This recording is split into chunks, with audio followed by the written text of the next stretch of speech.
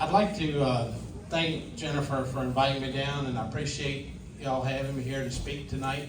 I'm going to try to give you a little bit of a perspective, like Sherry said, on the easements, how they work, how we've used them in our farming operation. I've been the extension agent in Louisa County now for 20 years, and I used to spend a lot of time coming to Buckingham and Farmville with Alvin Thomas and Jim Myers when we were back in the pig business years ago. That's when I first had a lot of exposure to the farm. But the interest in the pigs and all, eventually that filtered over into the cattle business. And my brother and myself, we run about 5,000 acres up in Louisa and run about 1,000 brood cows. So I'm going to come at you at a different perspective maybe. I'll give you some of the university side. I'll give you some of what Sherry's talking about from the land preservation credit, but I'm also going to give you a perspective from a farmer and how, the tax credits and how the program has worked for us. How many people were familiar with Virginia's tax credit program before tonight? Everybody's got a little bit of knowledge of it. How many people actually have easements on your property? So some of you guys are pretty versed in it. With our particular operation and family farm, I'm a fifth generation on our family farm in Louisa. And when we got back, my brother and myself graduated from Virginia Tech at the same year. And we came back to the farm. And I learned about the Virginia Preservation Tax Credit Program. And it just started sending off bells in my head that this is something that could really help us expand our farming operation. And that's kind of the way we've used it. I know Sherry's looking at it totally from a preservation, because the thing is, once land grows houses, that's what it is, right? I mean, it's going to have houses. It's never going back to farming. But what we've done at home is we have purchased farms over time, use the tax credit income, because you will receive real money. I mean, she talks about it from a tax deduction point of view, but just like us, we're farmers, and we don't have a lot of income to need big tax deductions. But when you think about the tax credits, those are convertible to real cash, and there's a very liquid market that's out there for it. And it's very easy to sell those tax credits to people that need them, that do need the tax credit on their tax bill. So that's how we've used it. I got into some big arguments when I was at Virginia Tech with some of my professors in the Ag Econ department, because they thought easements were just terrible, because you were tying the hands of future generations of what they could do. But I can tell you, in our situation, the future generations would have never had the land if we didn't use the tax credit program and the easements to help us fund that situation. So there's a guy, Mike Strugar, who's one of the top preservationists in the country out in Colorado, and he kind of calls me the poster child for tax credits and preservation because of the way that we use the program. So I'm going to go through a lot of the stuff in my talk. I borrowed some slides from Sherry's talk previously, but I'm going to skip through a lot of that. So let me get to where we can kind of get into what some of those calculations are. And some of the stuff in here is a little bit different. Do I need to move over? Yeah. Okay, I'll move over. That's good, right there. All right. That's good. Let me just kind of skip through here a little bit. Let's talk about land protection tools, because we think of easements, that's one thing, but there's also a lot of other things. Every county has a comprehensive planning and zoning. I know we do in Louisa. I'm not sure in Buckingham here how y'all's works, but that's one way that you can protect land, zone it accordingly. Then you have special districts, such as historic districts. In Louisa, we have what's called the Historic Green Springs District, which is a 14,000 acre district right where I live at, and that's one of the reasons we've got a lot of farmland just north of Zions Crossroads there where we farm, because that district was put in place back in the 70s. Conservation easements, which Sherry has really hit on. There's also purchase of land development rights. Some counties are doing that more and more, and I think you'll hear more about those type programs where basically you're getting compensated for the development value of your land in order to put it in some type of easement. And sometimes those aren't perpetual easements. Sometimes those might be defined in terms of years. It might be like a 20 or 30 or 50 or 100-year enrollment in a program like that. One thing that I really like, how many folks are familiar with farm transition and family planning and transferring to the next generation?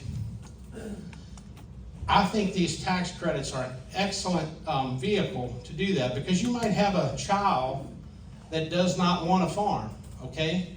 But then you've got another child that wants to farm, and you don't want to divide that asset that they need to make that farm income off of.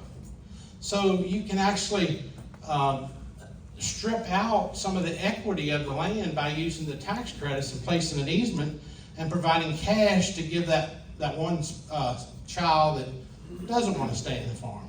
Or if you've got two brothers that need to divide things up, one of them wants to farm, one of them doesn't, you can use those tax credits, they're real money.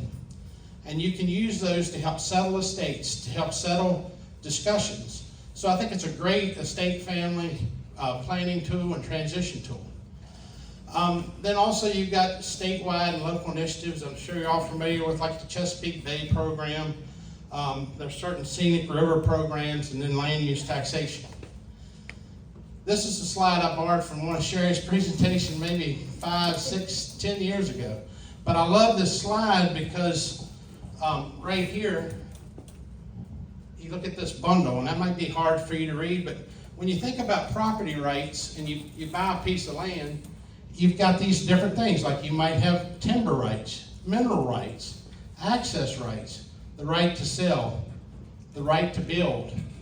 So you've got this whole bundle of rights that you get when you purchase that land or inherit that land or however you got it. But all you're doing is pulling out one stick of that bundle. And in this case, it would be, if you went with a conservation easement, you're giving up some development potential. That's it. You still own the land, you still get to farm the land, you still get to grow trees on the land, run cows on the land, whatever you want to do from a standpoint of agriculture. And one thing I'll say about Virginia Outdoors Foundation that I love, they have a particular easement, and Sherry, you help me with the term, but it's called a farmstead easement. Right. Where you can designate a certain part of your farm for like future expansion. Like if you want to put in turkey houses or chicken houses, I know they're not as popular as they used to be, but it gives you the option to do those kinds of things and expand your farming operation without calling Sherry every 5 minutes and saying, is this okay? Correct? Yep, that's good. Okay. And pretty so, much all our easements are now like that. It's now expanded to almost all of them. Okay, and that's a good format, because if you've got an active working farm, you don't want to hinder yourself. You don't want to tie yourself down but so much. But the one stick in that bundle that you're giving up is having 35 lots around the edge of your property, okay? And that's serious, because it does give up future value, but then it comes down to, what do you want to do with the land? It's your land. Do you want it to remain in farmland? Do you want it to have open views? Do you want it to be like it was when your great-great-grandfather had it? That's what you're going to decide. So typical easement restrictions, and we talk about those sticks again. Division of the property. If you've got a big mine potential on your property, let's say you have a big deposit of solite, or you have in Louisa we got vermiculite. If you've got that under your property, you might not want to put it under easement. If you do, though, you need to spend the money up front to figure out what's there, because that could actually be part of your diminution in value that generates the tax credits, and we'll go over that in just a second. But like Sherry said, you can still sell your land, you can still use your land, it's still your land. And this is another thing about negotiating easements. There is wiggle room in any of these documents, and there's many, many different groups that will hold your easement in the state of Virginia. Virginia Outdoors Foundation is one of them. There may be other organizations that might give you more flexibility. It just depends. It still has to stick to the IRS basic rules, but there's more flexibility with different organizations. So that's something that you can consider. But you've got to kind of know what your goals are, and you've got to know what you want to do with that property long term, because like she said, it's forever. The state agencies, the Virginia Outdoors Foundation, the Department of Forestry, they do easements. Department of Conservation and Recreation, Virginia Department of Historic Resources, all these different organizations will hold an easement of some type. FSA will do it through the federal government if you've got prime farmland. So there's a lot of different options. And then when you start talking about the different nonprofits, you know, you got Virginia Outdoors Foundation, which is kind of a quasi-government agency. But then you've got like the Piedmont Environmental Council, the New River Land Trust of Virginia, the Nature Conservancy. Like I was saying earlier, in Louisa, we've got the Historic Green Springs.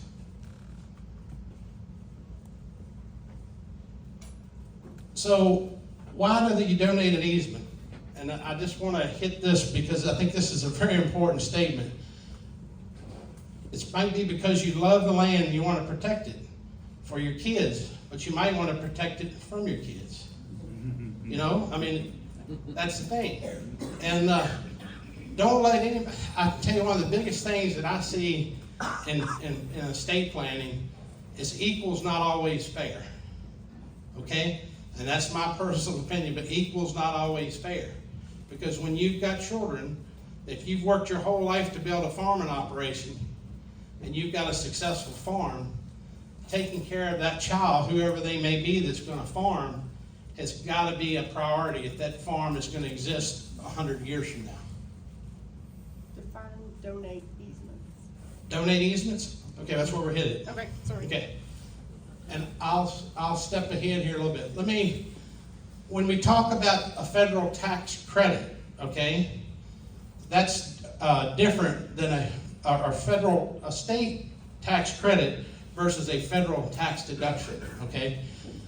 A $1,000 credit in a 15% tax bracket reduces the tax liability by $1,000. So a credit is dollar for dollar against a tax bill.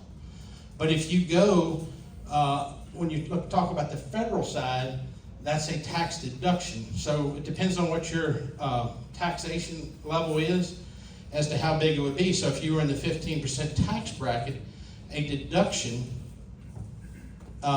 would only generate $150 of tax relief. So you got deduction versus credit. But Virginia is one of 4 states. I'm going to come back to this in just a second because Sherry alluded to it. But let me just tell you, if you're going to do this, and I know the folks that have already been through it, you know this for a fact, you got to have a good lawyer. You got to have a good accountant. You've got to have a good qualified appraiser. That's critical. Don't go in this halfway or half-hearted because it's a serious long-term financial commitment. So make sure that your team that you put together is looking out for your best interest, not necessarily VOS best interest or anybody else. You need an advocate for you, okay? And then, like I was saying, a tax credit broker, that's how you're going to sell these credits and turn them into actual cash. And then the last thing, if you've got a loan on your farm, make sure you talk to your lender, okay? If you've got any kind of a loan on your farm, maybe through farm credit, through the local bank or whatever, you've got to have them on the team in the front end because you're basically getting ready to commit a diminution of value of your property that they have a loan on. So they need to understand what you're doing and give you the go-ahead to do that, okay?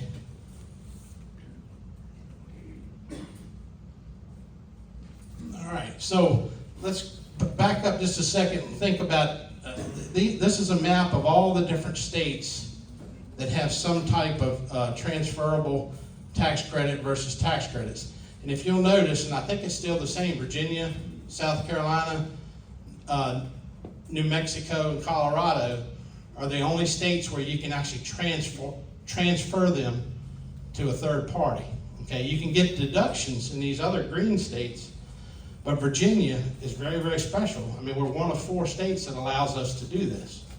So that allows the tax credits to be converted to cash because it's transferable to people that actually need tax credits, okay?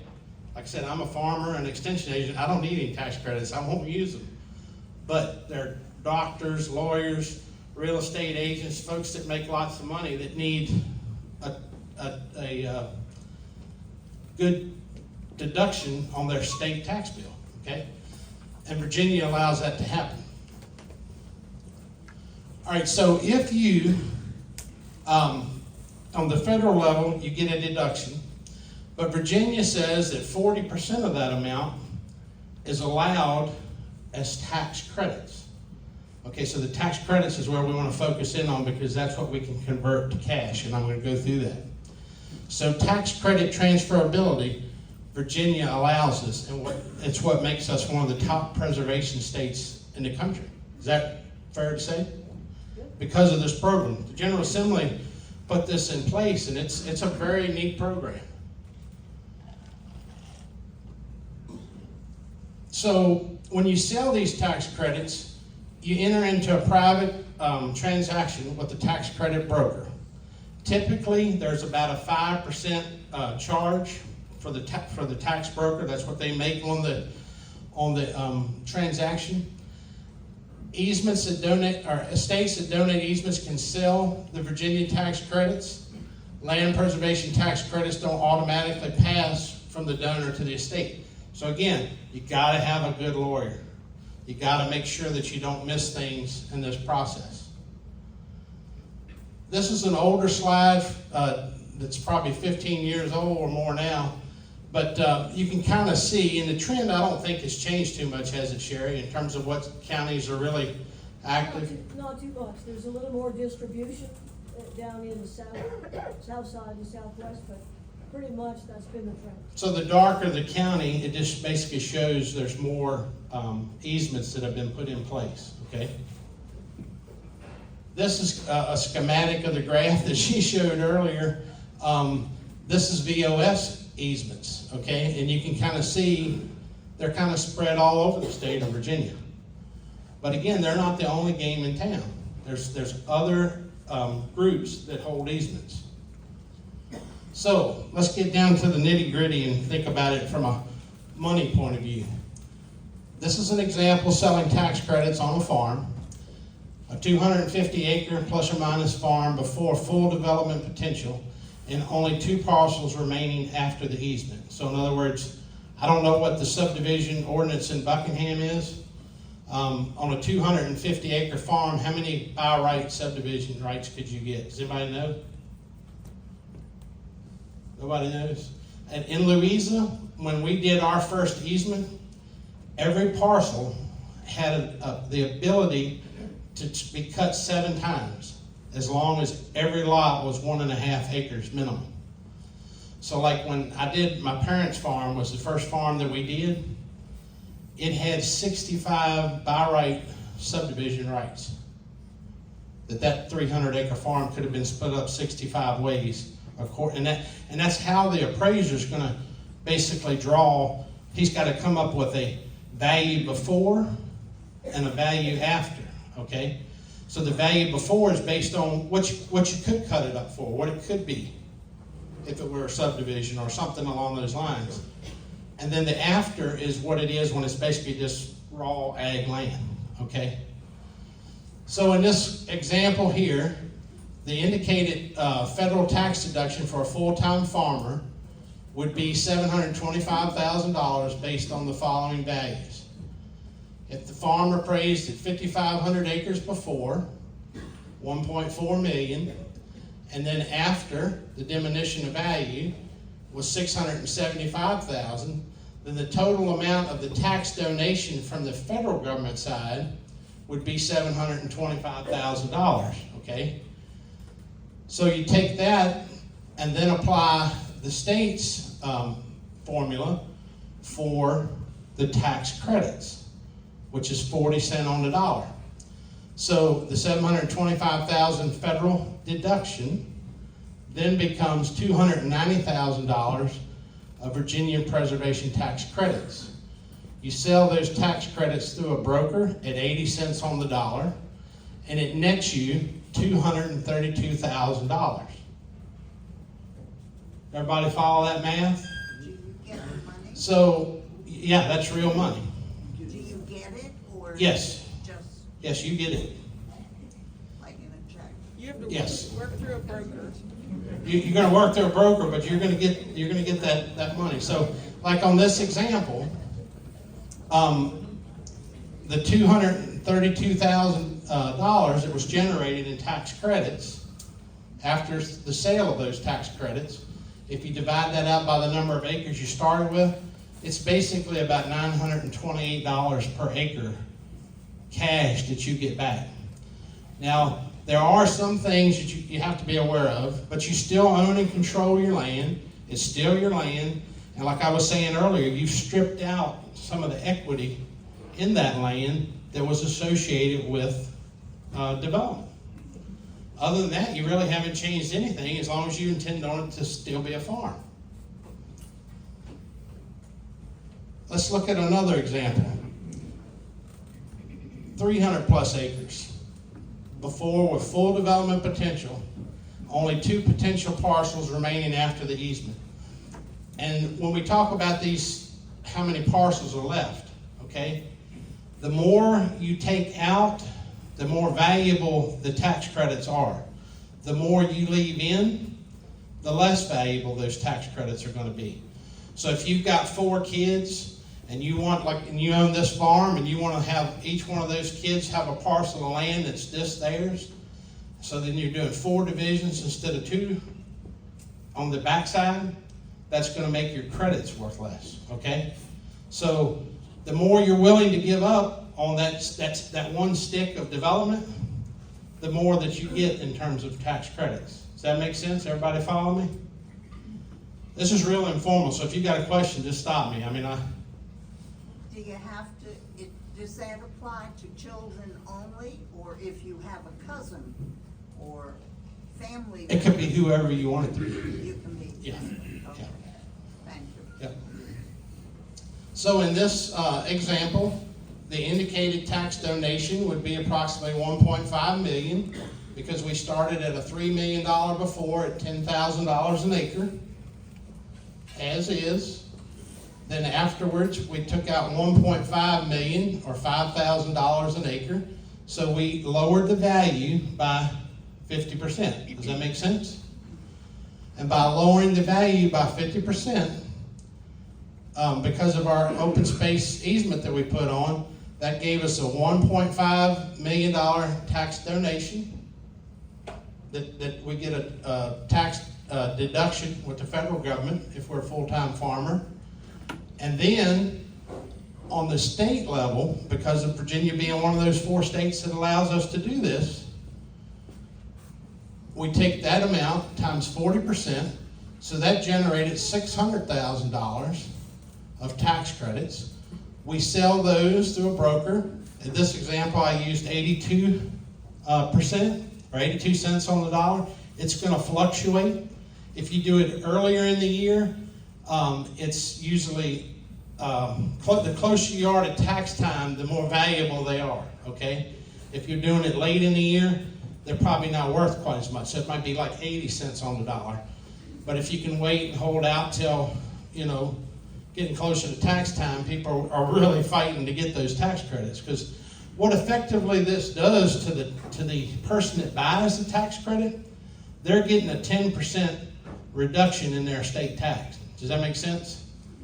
So you're getting 80 cents or 82 cents of the value of those credits. The broker's getting a little slice in there for the transaction. And then the person buying those tax credits, where the money is generated from, they're getting a deduction on their dollar for dollar on their tax bill, okay?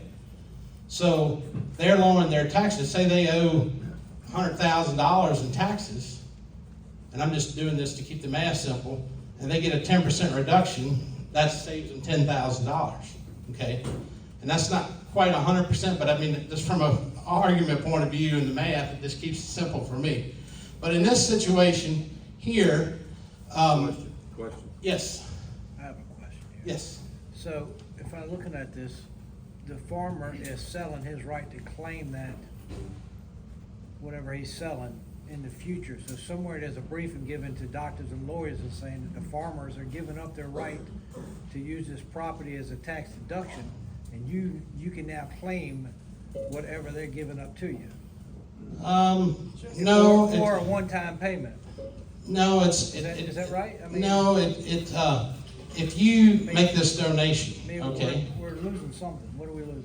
the only thing that in terms of the tax credits, okay, Alright. they're paid for by the people that buy them. Okay. So it's not really coming out of the state treasury. No, I'm talking about what am I losing when I sell something? Well, in this scenario, you'd be losing, if you sell them, you won't have the state deduction to use. Right, so But you're gonna pay on, and one thing I didn't include in the example, what is it, 5% now? That the state takes out? The state's gonna take their 5% out of this too, okay? Up front. They didn't used to do that, but now they do. Do the people who, say inherit the land, do they have to live in Virginia in order to benefit? No, not to my They can knowledge. live in You New just York need to or- live in Virginia to use the tax credit. Yeah, you have to live in Virginia to use the tax credits, but you don't have to live in if you own the land and you're not a resident of Virginia, that doesn't matter, because your land's in Virginia, and that's what the tax credit is based So on. they have to sell it to somebody who lives in Virginia? Yeah, somebody that lives in Colorado would have no interest in tax credits Well, for Virginia. no, but Yeah, I mean, it would be the folks that would use those tax credits, that would buy those tax credits and provide the cash that ends up coming back to you, they're gonna be Virginia taxpayers. Okay? Yes, sir. You're losing the opportunity to use it, only you can use it one time. That's one thing you're losing. Yeah, once you, in other words, you can't, well, there's yes and no. All right, if you retain, let's say you do an easement, okay, and you retain 8 divisions instead of 2. And you come back 10 years later and your estate, you figured out what your kids are gonna do, and you wanna lower that easement from 8 divisions down to 2. Or maybe you wanna lower it from 8 down to none. Could you call those division partials? Yes, I mean, you get 8 surveys, what you're talking about. you don't have to survey, I mean, it's just in there in the easement, it says this is how many times you can divide it. And usually it'll say how big those parcels have to be. I think, was it typically 100 acres, is that? Yeah, it's gotten a little less dense over the years, but. Okay. But, yeah. But like I say, a 400-acre farm, the minimum that they're probably gonna wanna see is about, 4 to 5 divisions, is as many as they're gonna let you keep. I mean, it's 4 or 5 acres, but eventually they're gonna be surveyed if they're divided. If they were divided, yes. But if you wanted to set some of this aside from day one, if you had 300 acres, just put 275, and then you could take that other 25 acres that you set aside and put as many houses as the county would allow on that in the future. It wouldn't affect this at all if you do it. You can do that, but what it's gonna do in the appraisal process, they're gonna recognize that fact. In other words, if you wanna keep this 25 acres and do with it whatever you wanna do, it's gonna affect the valuation on the other 375 that you put under easement, or 275 that you put under easement. Because that's what they're gonna call added benefit or something like that? So, and that gets into some technicalities on the appraisal side. I have another example. Yes, sir. My farm is in 6 different deeds, so mine is already divided. Are you saying I'll have to put it together in 5? No. Okay. You don't have to change, what will happen, and you correct me if I'm wrong, if you have 6 different parcels, because like with my parents, for example, we had 18 different parcels. Okay, the deed is reflected on all 18 parcels, the change, with the easement. Right. But it didn't do away with those different parcels. But But we just can't flake them off and sell them now.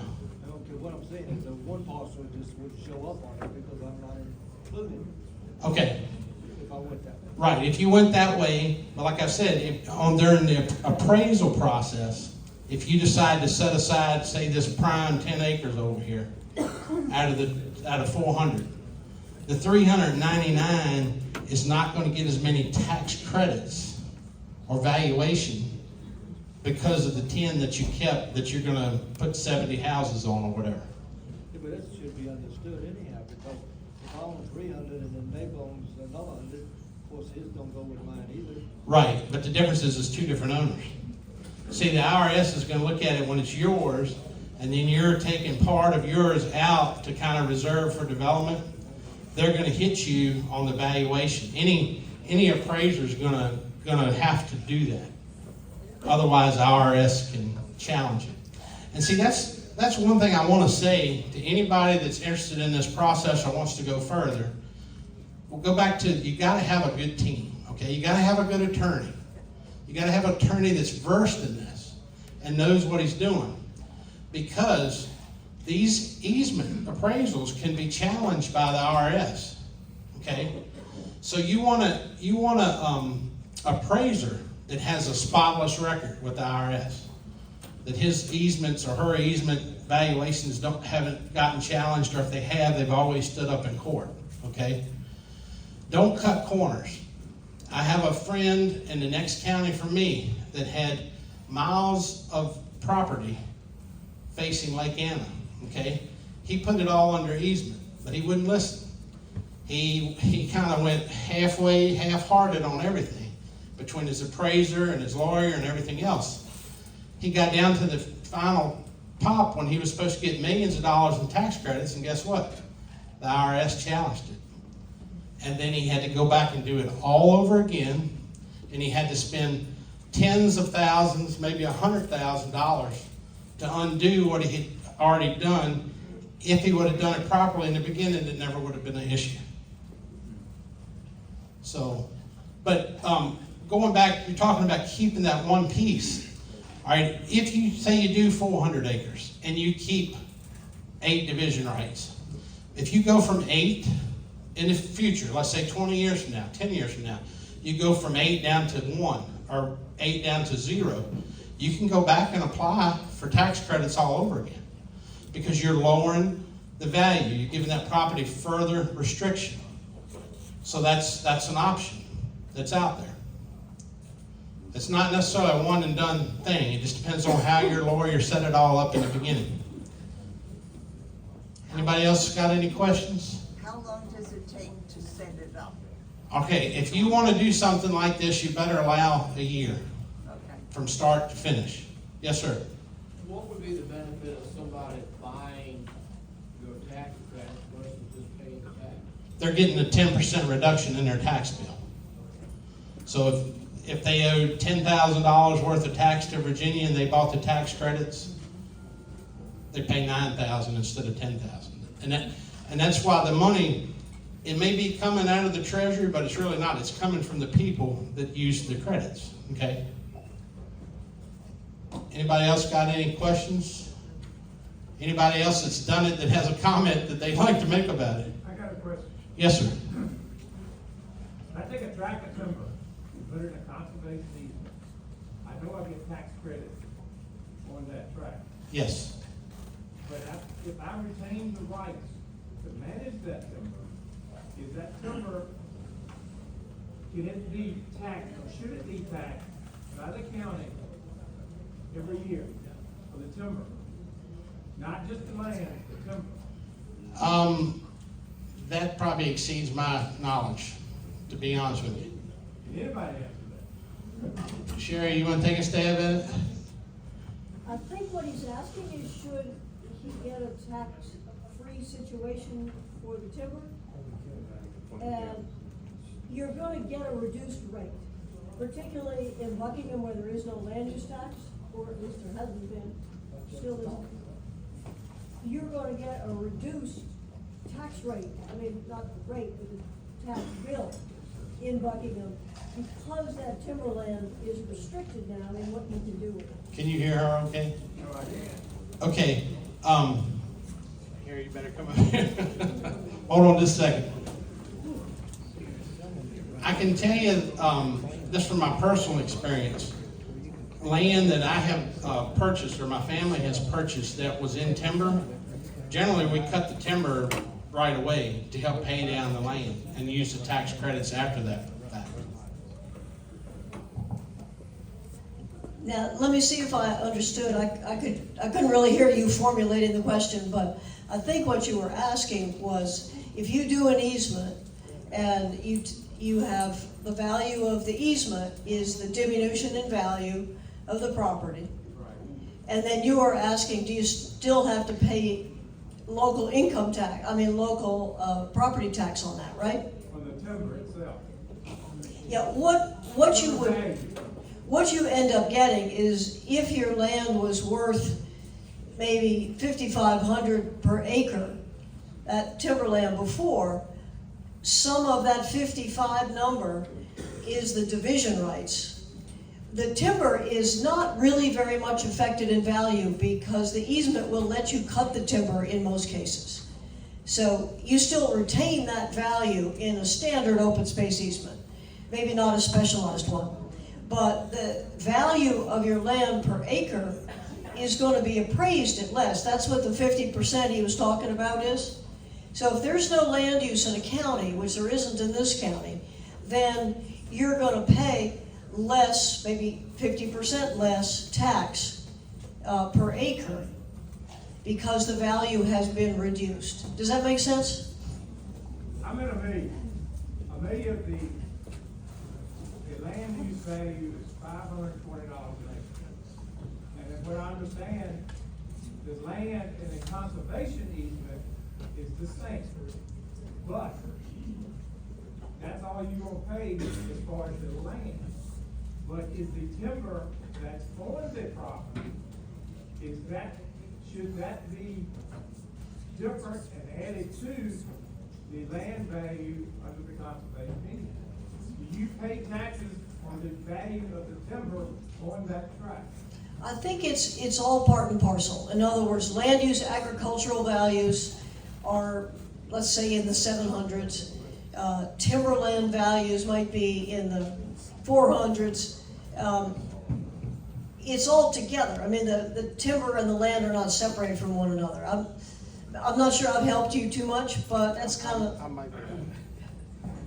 All right, so give me an example of that. Is this land you purchased and then you want to cut the timber on, and whether you're going to have to pay taxes on it, or land that you've had planted in timber? It doesn't really matter. If I bought a tract of land and it has timber on it. Yes. And I do not want to cut it because it might not be mature enough. to cut. Right. Do I have to pay taxes on that timber value as well as the assessed for the No. conservation easement? No, like with my situation, because I went through it, okay? I bought land, big tracts of land, that we stumped and converted and turned it back into pasture. I didn't have to pay taxes on cutting the timber because it was figured into the value, the basis of that land. I cut it the year that I bought it, therefore I had no taxable event, okay? Now, if I held it 10 years and there's 10 more years of growth, those 10 years, I've got to get a certified forest appraiser to go back and value that stumpage for those 10 years. So that 10 years of growth, yes, I'd have to pay tax on. Okay. Okay, does that, I think I'm getting where you want to go, but That's all I need to know. okay, all right. Yes, you do have to pay, you should pay taxes on the timber value if I do not pay. Farm income. Now, I'm talking about farm income. You're talking about the easement? I'm talking about the conservation. From my understanding, no. I don't think so. But I can, if you give Jennifer your information, I'll find out, because I'd have to talk to my accountant. I mean, that's getting above my pay grade. That's why I pay him so much. But I can get you an answer on it. But I was thinking you were talking about in terms of the value the day you bought it versus the value when you sold it. That would be a taxable event But it's basically, again, it's on the stumpage, so it's the difference, what percentage does a pine tree grow in a year? That's all you'd owe tax on if you cut it a year after you bought it. Does that make sense? But not in the easement. Yes? How often is your, like, let's say you bought a piece of land and you borrowed the money through a lender, how often is that lender gonna say, go ahead and put it in the easement? You know, if you went to, If you talk to them up front, I mean, I work with 2 different banks, okay? And in every situation when I bought land, or my family has bought land, they knew what I was gonna do when I bought it. The intention was to put it under easement, to get Sherry more land under to protect, and to get me more tax credits to pay for that land. Same thing, if I bought land with standing timber, that standing timber, that payment went to the bank first. right, The money from the tax credits went to the bank, okay? And you gotta get all that worked out ahead of time. But that lowered my average cost in that land. So like in the examples, I was telling y'all, when I graduated college, we had 300-acre farm that was my dad's, that had been in the farm family for 6 generations. Well, now we've got about 2,600 acres that we own. And my average cost, by the time I've sold timber and sold tax credits, is probably less than $700 an acre. That's land that I can carry debt on and farm and make money. Does that make sense? So that's why I, just like in this scenario here, I'm sorry, I gotta move over. It is real money. And in our case, and it might not be in your case, but in our case, we used it to expand our farming operation. And it's a great program. But does there anybody have any more questions? Because I've got, yes, So the income that you're getting, like that money you get back, $232,000. yes. If you pay the accountant and the lawyers and all that, some of it is refundable through the grain or the conservation easement. At the end, is that taxable income? If you're a full-time farmer, there's a way you can circumvent a whole lot of the taxation level on the federal level with that. But that's why you gotta have a good accountant.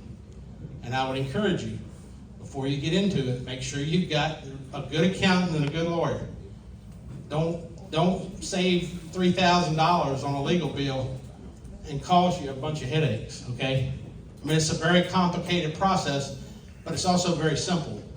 But you gotta get a good appraiser that is very well certified, has lots of experience doing it, that's iron solid, okay? In other words, their appraisals are gonna stand up against IRS scrutiny. You gotta have an attorney that knows the tax laws and knows these easements, okay? That's just vital. And Sherry knows the one I deal with, and he's so super conservative, he pisses me off sometimes, but I know he's gonna keep me out of jail. And he's not gonna get me in a situation where the IRS is after my rear, okay? That's important. You gotta have a good team of an attorney, an accountant, and an appraiser. And then, like I said, the tax credit broker on the back end. But I'm gonna switch gears real quick because I know this is a cattleman's meeting. Unless somebody else has a burning question, I'll be glad to talk to you afterwards or. Let me make one point. Yes. That I think will go with you and maybe help the man back here, if he's still here.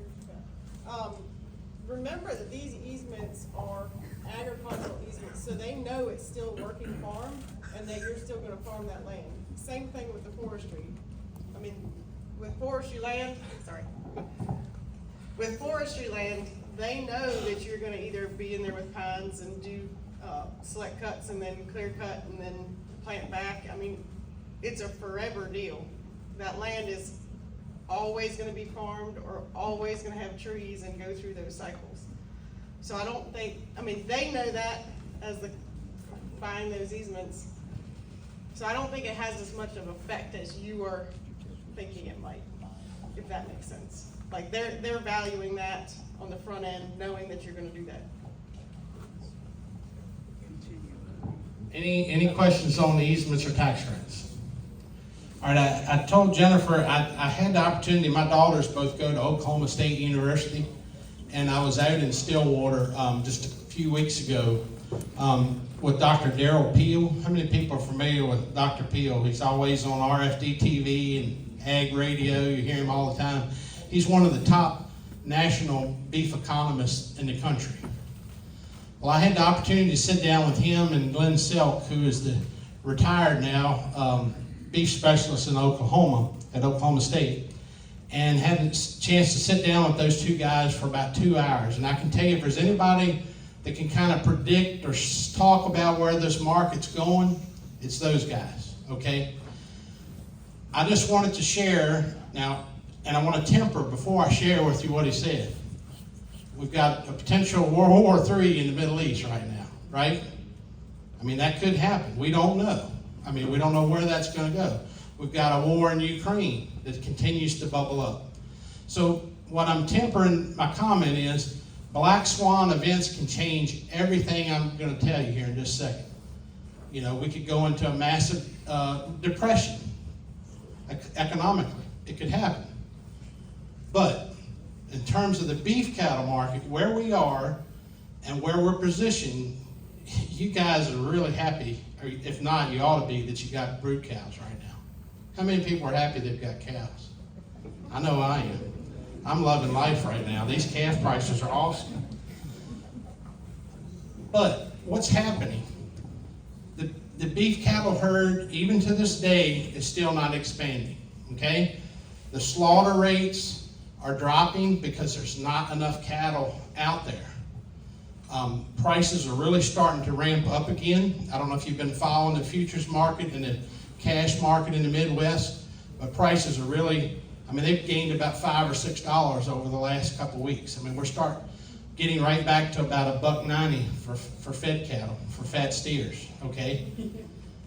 What Dr. Peel was saying, how many of y'all remember 2013, 2014? It got wild, didn't it? I mean, we got a lot of money, right? For our calves, but what happened? It went down like, you know, it was stair steps up and elevator shaft down, right? This situation is different now. It's very different. There were a lot of heifers in the pipeline. It was the drought that caused that was localized pretty much specifically to Texas and Oklahoma, which are two of the biggest cattle states, right? But the cow herd now is as small as it's been almost since the 50s. And it's continuing to shrink. There's another thing. People are getting older, okay? How many people like getting up and calving cows in February? I mean, it takes a younger mindset to do that, you know? So we're fighting demographics. The average age of our beef cattle farmers is getting significantly higher. There's not people wanting to invest like it was at one time. People are not looking to expand their cow herds in a major way. So what he's saying is, in order for that signal to go back to the producer to say, I want to buy more heifers, or I want to have more cows, what's it going to take? He's saying that this market for 5-weight calves is going to have to get to close to $4 a pound. Okay, and you know where we are right now. $4 a pound for steers, 5-weight steers, $3 a pound for 7 weights, and $2.50 fat steers. Okay? So at that economic level, that will cause people to go out and keep more cows. Mr. Wilmoth's going to keep 100 more heifers when it gets to $4. But what happens, and this is what I want to bring to your attention. What happens when cattle get to $4 a pound? How many people? Well, yeah, exactly. There will be more theft. So make sure from cattle rustlers, I can't remember, I know we had a big band in Louisa maybe back in the mid-'80s. But you might want to make sure your gate, you might want to start putting locks on your gates and making sure that your cattle are secure and check them more often. Because, I mean, think about it. When cows coming out of the field are worth $1,500 to $2,000 for just an old curl cow, I mean, that's a whole lot better than stealing a radio at the Radio Shack or something. And, you know, I mean, So that's one thing to bring up, but to get to $2.25 to $2.50, that's where the fat cattle market's gonna have to be to push the price up on those smaller calves at 5 weights at $4. Now, I know you're sitting here and saying, he's crazy, this ain't gonna happen. And it might not. But the only reason it's not gonna happen is from some black swan event. The demographics are there, the size of the cow herd is there. This is not 2013, 2014. This is not gonna be over next year. I think I can pretty safely say that. Unless we have a world war, unless we have a massive correction in the stock market. I mean, there's things that could interrupt this.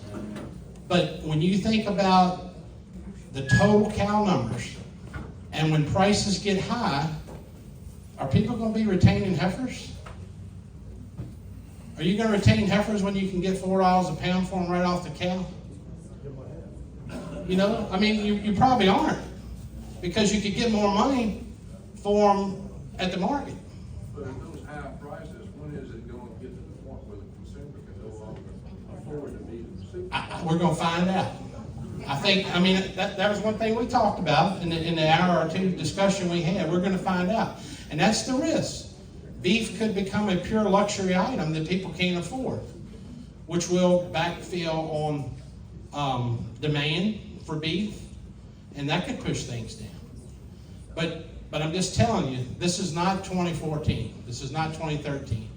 This deal is going to be good for at least 2 years, maybe out 3, maybe 5. But we don't know yet. But what I'm telling you is, look at your cow herds. If you've got a cow that looks at you the wrong way, get rid of her. If you've got one that's got a bad udder, get rid of her. If she's got bad feet, get rid of her. But keep the good ones if you want to expand. But, like I say, y'all might think I'm full of bull, but I kind of am. I eat a lot of that roast beef. But these guys that I'm sharing their comments with you, they are the absolute best in the country. So either they're way wrong or they're going to be right. But I can't tell you. But I want to temper it in the fact that black swan events outside the market can impact the market. When Mad Cow came along the first time, what happened to beef prices? They went right on down, didn't they? So those kinds of things can happen. But I'm going to tell you this, and then I'll shut up, because I know you're not, Jennifer's giving me the shepherd's crook up here. Think about LRP insurance, okay? Livestock Risk Protection Insurance. We're getting into a phase on this where prices are going to get so frothy, it's probably worth locking those prices in. And you can do that on one feeder calf, one fat steer, one of whatever. If your herd is 20 cows, you can buy it on 20 calves. But think about it, and I'm not telling you to do it today because I'm not doing it today. I've got 150 steers on feed in Kansas right now, and I'm not locking in the price yet because I really believe in my heart of hearts that they're going to be, when they come off in April, they'll be $2.10 to $2.15. I believe that. But I'm going to tell you, when the LRP price, Livestock Risk Protection Insurance, gets to $2.10, I'm going to be buying a contract, okay? And then that locks in my profit. But if you're not familiar with that, talk to Jennifer. There's plenty of resources out there, but we're entering a phase where prices are going to get high enough where we really need to start thinking about insuring and saving our potential profits. How helpful is that when you sell VQA calves and you get a premium over what market? Well, it would be irrelevant of what type calves they were. I mean, that program is just based on the futures price, okay? So you can only lock it in compared to today versus what it would be a minimum of 13 weeks out, okay? And one last thing she asked me to talk about, and I swear I'll be quiet. NAP insurance. How many people participate in the NAP program for your hay? Is everybody familiar with that? The NAP program is an excellent program. You can't enroll in it now until, I think, February will be the next enrollment period. But you can actually put coverage on your hay through the FSA office. We've done it the last 6 years personally and had some great hay production. It does require you to pull hay samples. It requires you to keep records on your amount of hay produced in each field. You have to pull a sample for every 200 tons of hay. But in the last 4 or 5 years we've done it, we've had a claim every year, and I don't know why. I'm just telling you, it's an awesome program. If you haven't looked into it, you're leaving money on the table. That's all I can Can say. you give like an estimate of how many acres of hay? We do about 1,200 acres of hay. Okay. What was your price per acre? The price that we had to pay a premium was, and you don't pay the premium until after the year is over, okay? So you don't pay it up front. But the price, I think, was like $11 or $12 an acre, And you got back, about $75 an acre. so that's. I've never seen anything like it, and I've been involved in a lot of federal and state programs, but 62-ish, $64 per acre that you just got for taking a couple of hay samples. yeah. And I can tell you one thing, it's made me a better farmer because I can tell you what all my hay is worth. I mean, I've got the relative feed value on it, I've got the crude protein, I'm running samples on all that hay, I keep records when it's cut, and you know, all that stuff. So, and I'll just leave on that note, if you haven't looked into NAP, look into it, because you're leaving money on the table. And in this time of prosperity, you might as well add more. And one more thing,